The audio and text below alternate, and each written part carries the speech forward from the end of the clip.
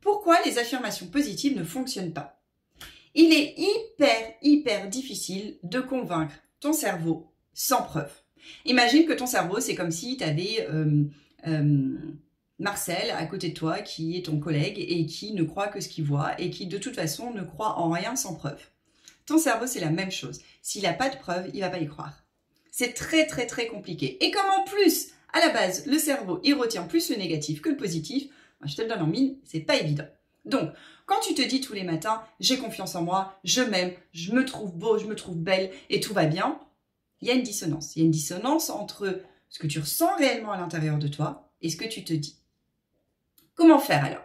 Je ne dis pas que les affirmations positives, ça ne fonctionne pas du tout. Si tu te les répètes tous les jours, que tu y crois, que tu fais ça pendant 3, 4, 6 mois, au bout d'un moment, ça va fonctionner parce que petit à petit, ça va rentrer dans tes cellules. Mais c'est long. C'est ce qu'on appelle pas de fourmi. C'est quoi la solution alors? La solution, c'est d'aller voir déjà dans ton passé ce que tu as réussi. Si ton but, c'est de retrouver de l'estime de soi, parce qu'en fait, la confiance en soi, ça ne veut rien dire. Hein. Ça veut dire quoi? Pour quelqu'un qui a confiance en soi, chaque personne est différente. C'est quoi pour toi la confiance en toi? Déjà, fixe-toi un objectif.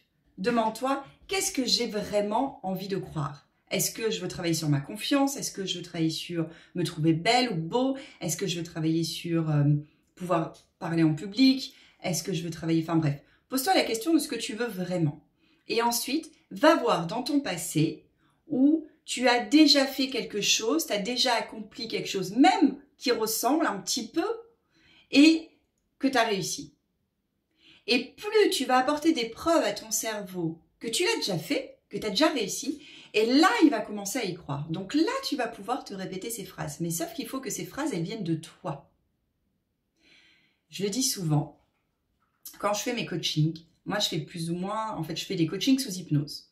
Pourquoi? Parce qu'en fait, je pose la bonne question, mais c'est ton subconscient qui va y répondre.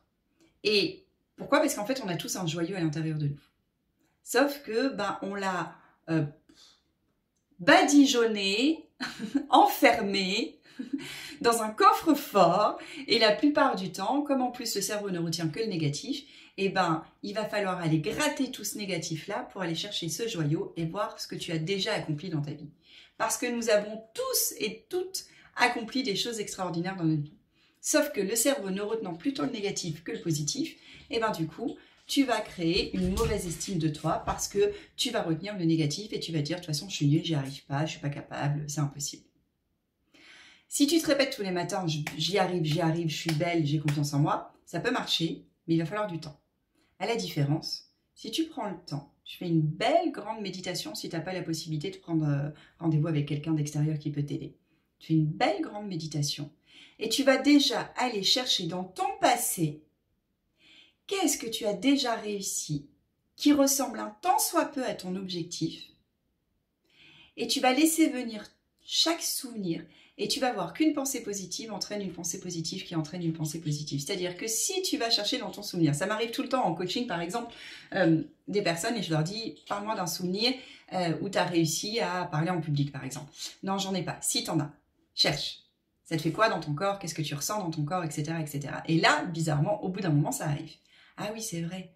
Je me souviens qu'à l'école, j'ai déjà discuté devant ma classe et j'ai fait un exposé, mais j'étais tellement passionnée par le sujet, je parlais des chevaux, et j'étais tellement passionnée que du coup, j'ai pas eu peur et j'ai parlé devant ma classe et tout le monde a adoré et on m'a félicité. J'avoue, j'étais assez fière. Génial! Garde ça! Ok, ça te fait quoi dans ton corps? Qu'est-ce qui se passe dans ton corps? Super! Maintenant, fais venir un deuxième souvenir.